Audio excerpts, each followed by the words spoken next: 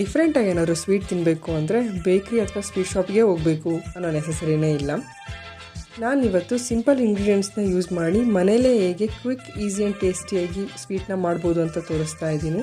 ಈ ಸ್ವೀಟ್ ಮಾಡೋದಕ್ಕೆ ಅರ್ಧ ಲೀಟ್ರ್ ಹಾಲು ತೊಗೊಂಡು ಅದು ಬಿಸಿ ಆದಮೇಲೆ ಟೇಬಲ್ ಸ್ಪೂನ್ ವಿನೆಗರ್ನ ಮಿಕ್ಸ್ ಮಾಡ್ಕೊತಾ ಇದ್ದೀನಿ. ವಿನೆಗರ್ ಇಲ್ಲ ಅಂತ ಅಂದರೆ ನೀವು ನಿಂಬೆಹಣ್ಣು ರಸ ಸಹ ಯೂಸ್ ಮಾಡ್ಬೋದು. ಹಾಲೆಲ್ಲ ಈ ಥರ ಒಡೆದ್ಮೇಲೆ ಒಂದು ಬಟ್ಟೆಯಲ್ಲಿ ಸೋದಿಸ್ಕೊಂಡು ನೀರಲ್ಲಿ ನೀಟಾಗಿ ವಾಶ್ ಮಾಡಿಕೊಂಡು ಗಂಟು ಕಟ್ಟಿ ಎತ್ತಿಡ್ತಾ ಇದ್ದೀನಿ. 20-30 ನಿಮಿಷ ಆದಮೇಲೆ ಇದಕ್ಕೆ ಸಕ್ಕರೆ ಪುಡಿ ಆಮೇಲೆ ಏಲಕ್ಕಿ ಪುಡಿನ ಹಾಕಿ ನೀಟಾಗಿ ನಾದ್ಕೊತಾ ಇದ್ದೀನಿ. ಲಮ್ಸ್ ಇಲ್ದಂಗೆ ನಾದ್ಕೊಂಡು ಸೈಡಿಗೆ ಇಟ್ಕೊತಾ ಇದ್ದೀನಿ. ಒಂದು ಮಾವಿನಣ್ಣು ತೊಗೊಂಡು ಸಿಪ್ಪೆ ಎಲ್ಲ ತೆಗೆದ್ಮೇಲೆ ಈ ವಿಡಿಯೋದಲ್ಲಿ ತೋರಿಸ್ತಿರೋ ಥರ ಪೀಲರ್ ಯೂಸ್ ಮಾಡಿಕೊಂಡು ತಿನ್ ಸ್ಲೈಸಾಗಿ ಮಾಡ್ಕೊತಾ ಇದ್ದೀನಿ. ಈಗ ನಾವು ಮುಂಚೆನೇ ಪ್ರಿಪೇರ್ ಮಾಡ್ಕೊಂಡಿರೋ ಸ್ಟಫಿಂಗ್ನ ತೊಗೊಂಡು ಚಿಕ್ಕದಾಗಿ ಉಂಡೆ ಮಾಡಿಕೊಂಡು ಮ್ಯಾಂಗೋ ಸ್ಲೈಸ್ ಮೇಲೆ ಇಟ್ಟು ರ್ಯಾಪ್ ಮಾಡಿದ್ರೆ ಮ್ಯಾಂಗೋ ಸಾಂದೇಶ್ ರೋಲ್ಸ್ ರೆಡಿ ಆಗುತ್ತೆ.